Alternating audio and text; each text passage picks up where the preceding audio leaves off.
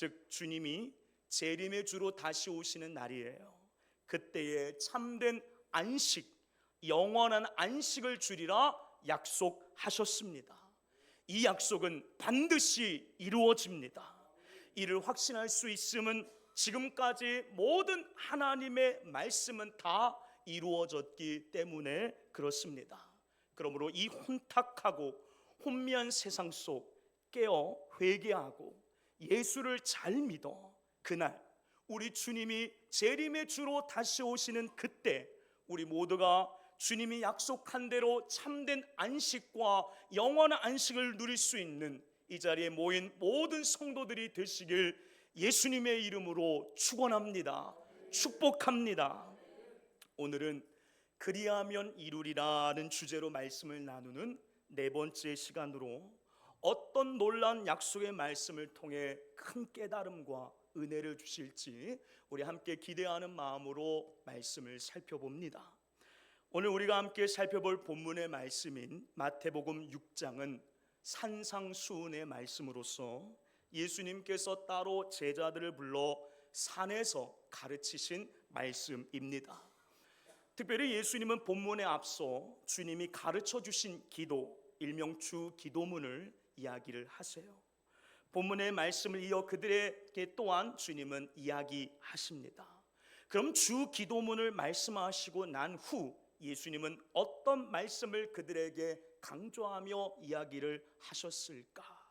다시금 본문의 말씀을 우리의 목소리로 한번 크게 읽어보도록 하겠습니다. 마태복음 6장 14절 15절의 말씀이에요. 읽어봅니다. 시작. 너희가 사람의 잘못을 용서하면 너희 하늘 아버지께서도 너희 잘못을 용서하려니와 너희가 사람의 잘못을 용서하지 아니하면 너희 아버지께서도 너희 잘못을 용서하지 아니하시리라. 아멘. 예수님 말씀하세요. 사랑하는 제자들을 향하여 너희가 잘못한 사람을 용서하면 하늘 아버지께서도 너희의 잘못을 용서하신다. 그러나 너희가 잘못한 사람을 용서하지 아니한다면 너희 하늘 아버지께서도 너희의 잘못을 용서하시지 아니할 거야 라고 분명하게 말씀을 합니다. 여러분, 이 예수님의 말씀, 이 말의 핵심은 무엇입니까? 용서하라는 거예요. 용서하면 하나님이 우리의 잘못을 용서해 주신다 약속하신 겁니다. 이것이 예수님께서 제자들에게 하신 말씀이자 동시에 하나님의 이름을 걸고 하신 약속의 말씀이세요. 그리고 이 말씀은 혼탁하고 혼미한 시대를 살고 있는 우리들에게 동일하게 주신 주님의 말씀 약속인 줄로 믿습니다. 그러므로 우리가 하나님의 용서를 받고자 한다면 반드시 우리에게 잘못한 사람을 용서해야만 하는 것이에요. 그럼 여기서 드는 궁금증이 있습니다. 왜 하나님은 먼저 용서할 것을 말씀하신 것일까? 그리고 우리는 왜 하나님의 용서를 받아야만 하는 것일까 하는 겁니다. 먼저 하나님께서 우리에게 잘못한 사람을 용서하라 이야기하심은 그것이 곧 하나님의 뜻이기 때문입니다. 성경을 보게 되면 오늘 본문의 말씀을 제외하고도 여러 곳곳에 본문에 나타난 내용과 비슷한 말씀이 기록되어져 있는 것을 보게 되어져요. 우리 한번 말씀을 좀 찾아볼까요? 마가복음 11장 25절의 말씀입니다. 읽어봅니다. 시작. 서서 기도할 때에 아무에게나 혐의가 있거든 용서하라. 그리하여야 하늘에 계신 너희 아버지께서도 너희 허물을 사하여 주시리라 하시니라. 아멘. 누가복음 6장 37절의 말씀도 읽어봅니다. 시작. 비판하지 말라. 그리하면 너희가 비판을 받지 않을 것이요 정죄하지 말라. 그리하면 너희가 정죄를 받지 않을 것이요 용서하라. 그리하면 너희가 용서를 받을 것이요. 아멘. 또 마태복음 18장 35절의 말씀을 읽어봅니다. 시작. 너희가 각각 마음으로부터 형제를 용서하지 아니하면 나의 하늘 아버지께서도 너희에게 이와 같이 하시리라. 아멘. 이와 같이 성경 여러 곳곳에 한 번이 아니라 여러 번 써 있다는 거예요. 여러 번 써 있다는 것은 무엇을 이야기합니까? 이것이 곧 하나님의 뜻이다라는 사실을 이야기하는 거예요. 하나님이 우리를 향해 믿음의 사람들에게 요구하시는 하나님의 마음이자 뜻이라는 겁니다. 뭐가요? 용서가 말이죠.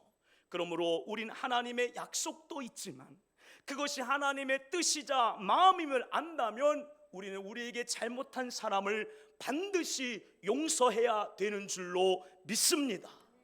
그런데 중요한 것이 있어요. 용서해야 한다는 것은 아는데 용서한다는 게 쉬워요, 어려워요? 어렵습니다. 그럼 왜 용서가 어려운 걸까?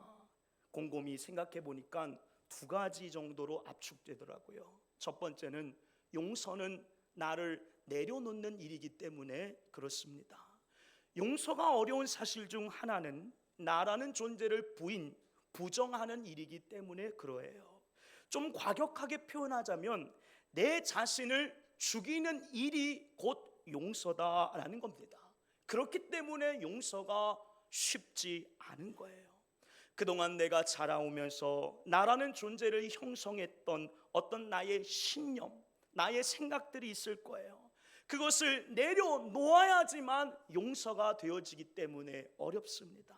또한 나의 자존심을 내려놓는 일이기 때문에 용서가 쉽지 않은 거예요. 나라는 존재를 부정해야 하며 나라는 존재를 부인해야만 합니다. 꼭 그렇지만 않은데도 불구하고 우리는 그렇게 생각을 해요. 그러다 보니 용서가 어렵게 느껴질 수밖에 없는 겁니다.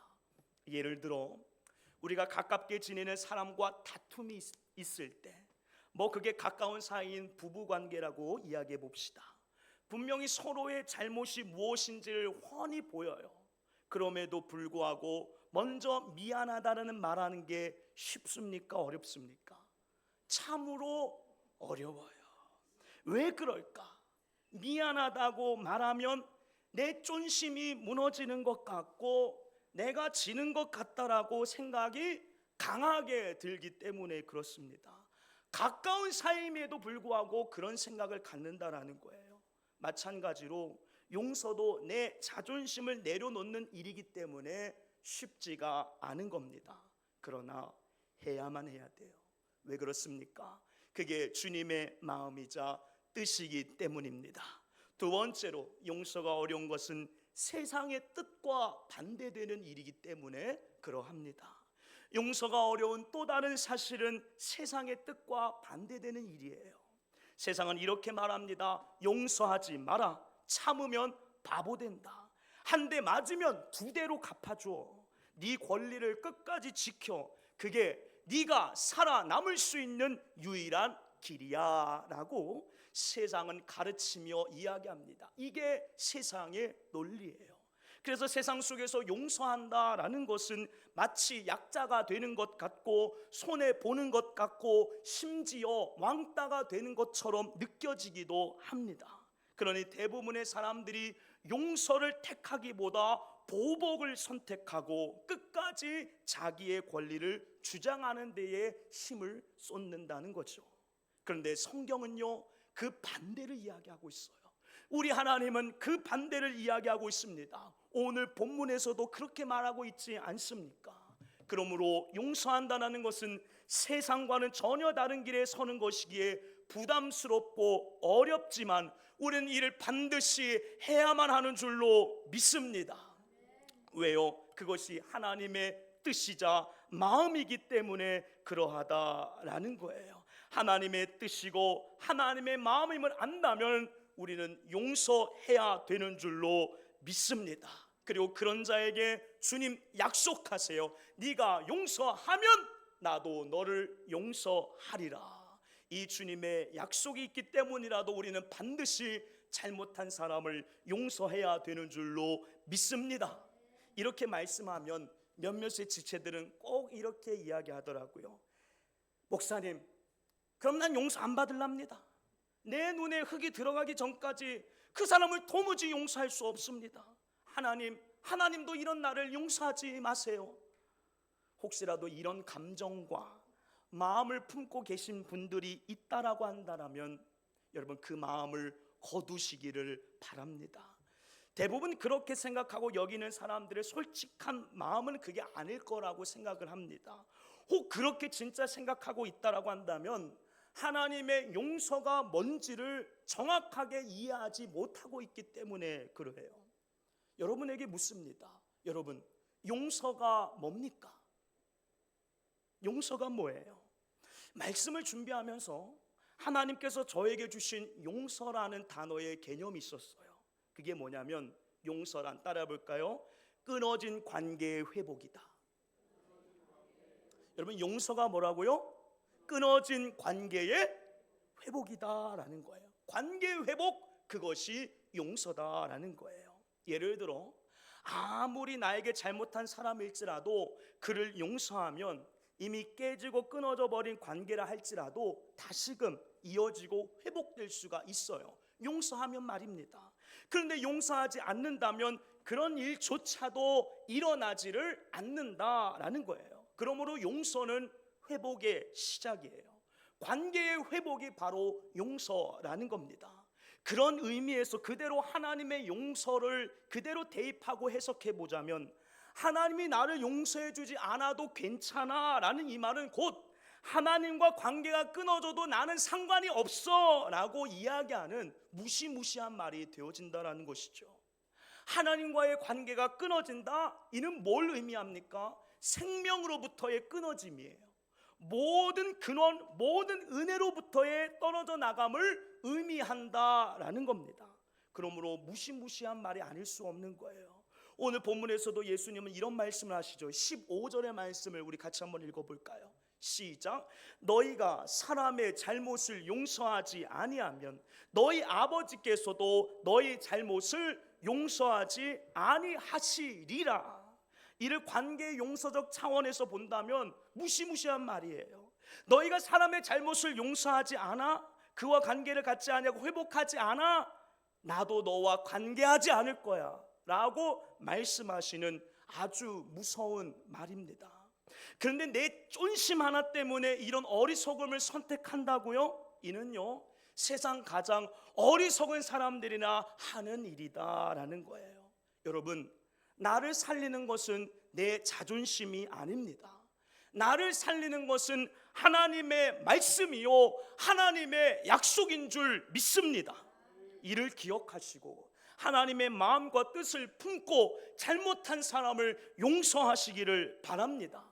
지금 여러분 머릿속에 떠오르는 그 사람을 용서하시기를 바랍니다.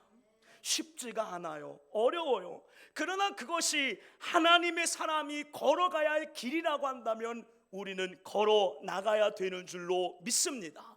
주님이 걸어가라고 말씀하신다고 한다면 우리는 그 길을 걸어 나가야 돼요. 쉽지 않아요. 어려워요. 그러나 주님이 걸어가라 하시기에 우리는 걸어 나가야 되는 줄로 믿습니다. 자, 그렇다면 우리는 어떻게, 어떤 방법으로 그 사람을 용서해야 하는 걸까? 이 말씀만 찾아보고 말씀을 마치고자 해요. 성경은 이렇게 말합니다. 에베소서 4장 32절 같이 말씀을 읽어볼까요? 시작. 서로 친절하게 하며 서로 용서하기를 하나님이 그리스도 안에서 너희를 용서하심과 같이 하라. 아멘. 골로새서 3장 13절의 말씀도 읽어봅니다. 시작. 누가 누구에게 불만이 있거든 서로 용납하여 피차 용서하되 주께서 너희를 용서하신 것 같이 너희도 그리하고. 아멘. 즉 우리가 누군가를 용서하는 방법은 단 하나예요. 내 안에서 억지로 짜내는 게 아니라 하나님께서 먼저 나를 그리스도 안에서 용서하셨다는 사실을 기억하고 그 은혜로 용서하는 겁니다. 내 의지를 가지고는 용서하는 거 안 돼요. 쉽지 않아요. 다가갔다 할지라도 다시금 돌아올 수밖에 없어요. 그러나 하나님의 은혜, 하나님의 사랑을 기억하고 나아간다면 우리는 용서할 수 있는 줄로 믿습니다. 사랑과 은혜로 용서해야 한다라는 거예요. 우리에게 잘 알려진 한 이야기가 있습니다. 바로 사랑의 원자탄 손양원 목사님의 이야기예요. 손양원 목사님에게는 두 아들이 있었습니다. 그런데 여순 사건 때 두 아들이 공산주의 청년에게 총살을 당하게 되어져요. 자식을 잃은 아버지의 마음, 그 아픔과 분노가 얼마나 컸겠습니까? 보통 사람 같았으면 내 아들 죽였으니 너도 똑같이 갚아주겠다고 했을 거예요. 그런데 손 목사님은 놀라운 선택을 하십니다.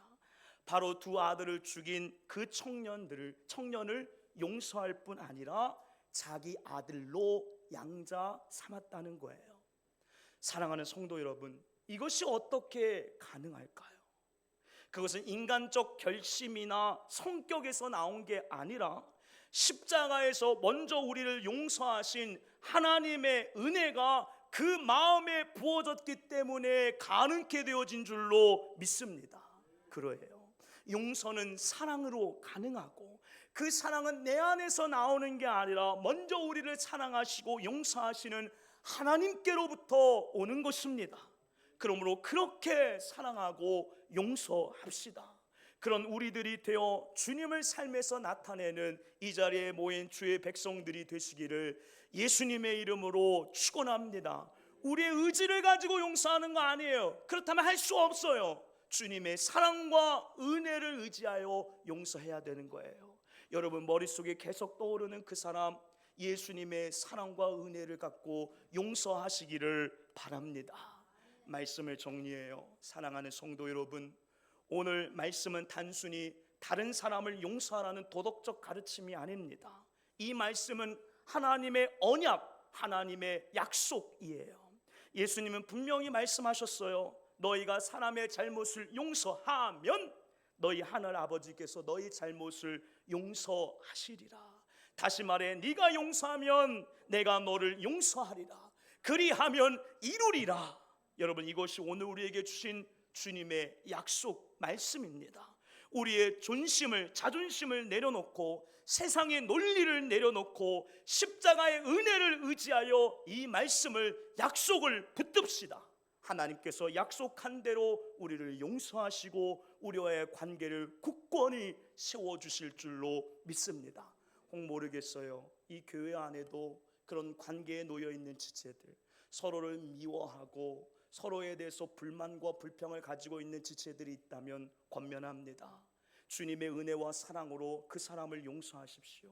그렇지 아니한다면 주님 무서운 말씀하셨어요. 나도 너를 용서하지 않을 거야. 그러나 용서한다면 나도 너를 용서하리라. 왜 나의 삶 가운데 은혜가 채워지지 않지? 왜 나의 삶 가운데에 놀라운 은혜가 채워지지 않지? 여러분 잘 돌아보세요. 우린 누군가를 미워하고 있지 않습니까?